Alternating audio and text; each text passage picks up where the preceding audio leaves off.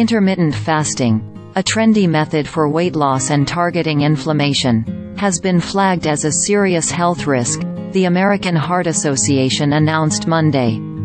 Results of a study presented at the association's conference in Chicago this week revealed that adults following an 8-hour time-restricted eating schedule have a 91% higher chance of death by cardiovascular disease than those eating within the usual time frame of 12 to 16 hours per day. Though it is important to note that these are preliminary findings, said senior study author Victor Wenze Zhong, chair of the Department of Epidemiology and Biostatistics at the Shanghai Jiao Tong University School of Medicine in Shanghai, China. Although the study identified an association between an 8-hour eating window and cardiovascular death, this does not mean that time-restricted eating caused cardiovascular death, Zhong said at the event. Is intermittent fasting healthy? It can be, but it's not a magic solution. The American Heart Association studied approximately 20,000 adults in the U.S. from 2003 to 2018 using data collected by the Centers for Disease Control and Prevention (CDC) for its National Health and Nutrition Examination Survey.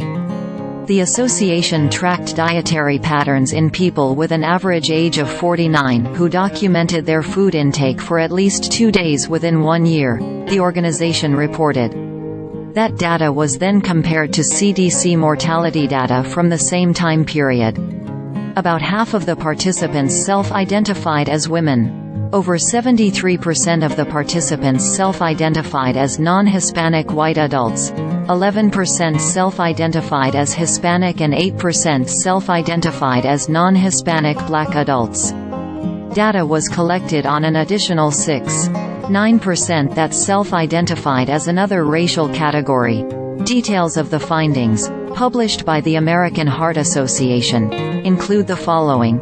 Not all factors that play a role in overall health were considered in this study.